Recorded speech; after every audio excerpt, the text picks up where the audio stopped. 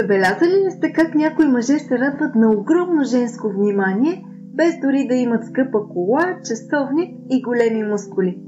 Това видео ще ти разкрия няколко малки тайни как да изглеждаш секси в очите на всяка дама.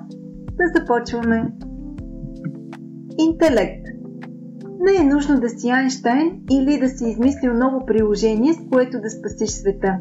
Трябва само да можеш да говориш на интересни теми, като например нещо, което си прочел наскоро, някаква нова технология, нещо свързано с изкуство, кино, музика, интересно място, на което си бил или искаш да отидеш и така нататък.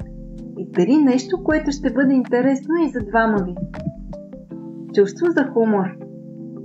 Чувството за хумор е нещото, което ще те направи приятна компания във всеки разговор. Самоиронията в комбинация с чувството за хумор те прави привлекателен и е ключа към сърцето на всяка жена. Увереност.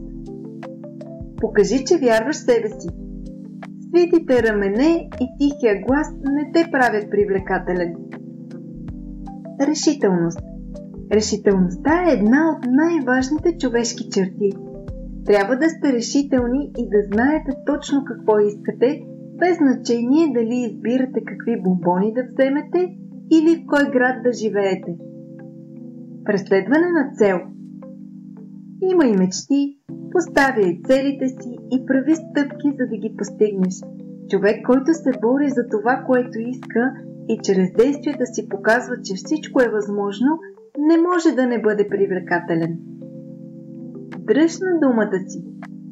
Мъжът е мъж, когато прави точно това, което казва. Той не увърта, не се опитва да заблуждава останалите. Верен приятел. Никой не обича предателството. Жената трябва да вижда в мъжа истински приятел, на когото да има доверие и да знае, че ще я защити във всякакви ситуации. И не на последно място, ведър характер. И не, жените не харесват мъже, които гледат лошо и говорят грубо. Жените харесват мъже, които ги разсмиват и ги карат да се чувстват добре. Харесват джентълмени, които да се усмихват, да ги изслушват, да им отварят вратата, да им подаряват цвете от време на време. И в крайна сметка, дали ще бъдеш принц за дамите или не, зависи само от теб. Ако това видео ти е харесало, натисни палец нагоре. А ако искаш да получаваш известия за още видеа на теми мъжка мода, какво искат жените или нови технологии, абонирай се за канала. Чао и до скоро!